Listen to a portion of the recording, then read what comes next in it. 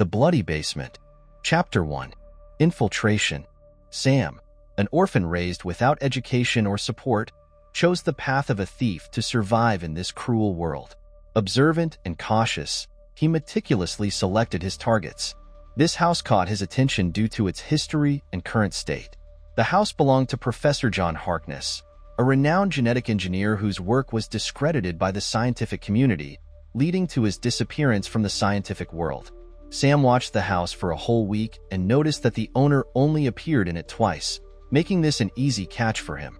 One evening, when the street was quiet, Sam picked the lock and broke in. The house was silent.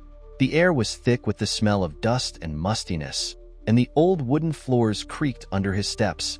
Sam methodically searched the rooms, finding interesting souvenirs and medals made of silver and bronze, and several seemingly valuable antique decorations in a closed cabinet of an old wardrobe. Chapter 2. Descent into the Unknown. After thoroughly inspecting the house, Sam discovered a hidden passage behind an old painting in one of the bedrooms. A narrow staircase led down into the darkness. Certain that valuable items might be hidden there, he decided to descend. The staircase creaked under his steps, and the deeper he went, the colder it became. With every step, he thought he heard strange sounds, but attributed them to his imagination. At the bottom, a long corridor awaited him, dimly lit by flickering light bulbs. Sam moved cautiously, looking around.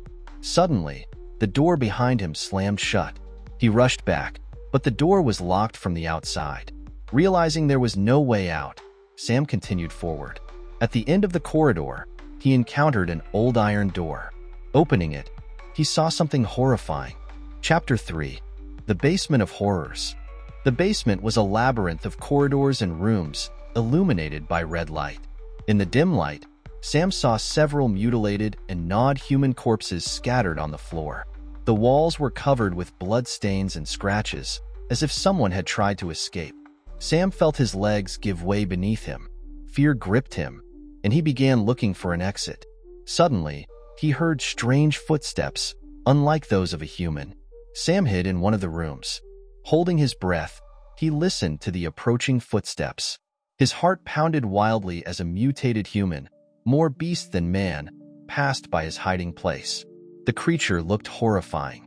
Its skin was covered in scales and tumors in places, and its eyes glowed with a malevolent red light. Chapter 4. Fight for Survival. Sam knew he had to get out. He cautiously emerged from his hiding place and continued down the corridor, trying to move silently. Suddenly, he heard the creature returning. Sam quickly hid behind an old cabinet. The creature passed by again, not noticing him. Every step, every movement was a struggle. He passed by rooms filled with terrifying artifacts and strange devices. In one room, he saw ancient books and maps that seemed out of this world. He began to realize he was in the lair of a madman whose experiments had gone out of control.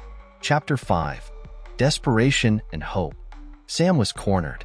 The basement corridors seemed endless, and he was pursued by two mutants, distorted and disfigured by the professor's experiments.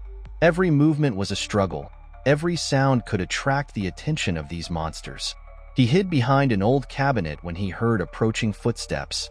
One of the mutants passed by, its heavy breathing and unnatural movements making Sam's heart race even faster.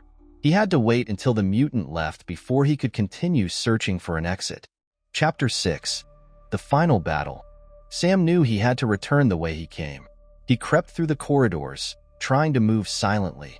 Suddenly, he heard the footsteps of the second mutant. Sam hid in one of the rooms, holding his breath. The mutant passed by but stopped a few seconds later and began sniffing the air. Desperation gripped Sam. He noticed a sprinkler system on the ceiling. Taking out his lighter, he lit it and held it up to the sprinkler, trying to be as quiet as possible. When the sprinkler activated, the mutant noticed him and charged. But at that moment, water began pouring from the ceiling.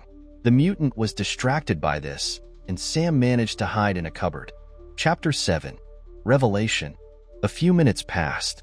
Sam sat in the cupboard, trying to breathe as quietly as possible. Suddenly, a light turned on inside a large dark window on the wall. It was a sterile laboratory filled with tools and various devices. Behind the window appeared Dr. Harkness. He turned off the water, and the mutants approached the window, calmly looking at him. The doctor began communicating with them through a microphone. "My children, what is happening?"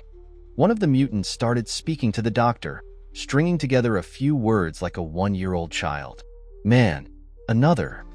Dr. Harkness listened attentively, then turned to the surveillance camera and said, "It seems we have a guest. Let's welcome him." The mutants turned and began searching for Sam with renewed vigor. Chapter 8. The Ultimate Showdown. As Sam fled from one mutant, the other managed to grab him and threw him against the window of the laboratory, where Dr. Harkness watched with delight. The window was double-paned, and only the first layer shattered. Shards, along with Sam, fell to the floor. The mutant approached Sam, and Sam quickly stood up and tried to hit the mutant. But the creature was faster and stronger. It grabbed Sam's arm and immediately bit off and forcefully tore away his left hand at the wrist, with the fist still clenched. Sam screamed like never before, and blood pulsed from the wound in a dull fountain. Dr. Harkness continued to watch, proud of his creations. Sam fell to his knees, and the second mutant approached the first, grabbing Sam's severed hand from the other's jaws. Like vultures, they tried to take the meat from each other, but eventually, the smaller mutant took the hand and, after running a few meters away, began gnawing on the severed fist.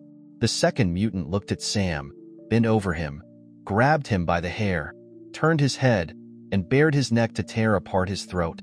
The mutant opened its jaws wide, revealing its dirty and sharp fangs, and at that moment, it received a blow to the neck with a large and sharp shard of glass that Sam had picked up from the floor. The mutant, clutching its neck, quickly staggered back, fell by the wall, and began choking on its blood.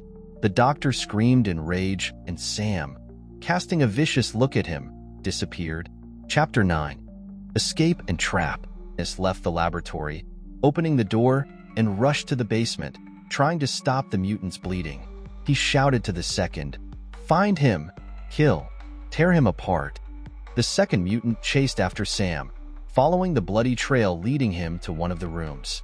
The door suddenly slammed shut, and Sam from outside propped up a chair, locking the mutant inside. Sam picked up a broken chair leg and slowly approached the doctor, who was trying to stop the bleeding of the other mutant. Sam calmly approached from behind, raised the chair leg over the doctor's head, and said, "Time for the guest to leave." The doctor turned around, and at that moment received a blow to the head, so strong that the crunch of the skull was heard. The doctor, with a bloody fountain on his head, fell right on top of his creation. Chapter 10. Escape and Consequences. Sam slowly left the basement, while the second mutant remained in the room, trying to break down the door.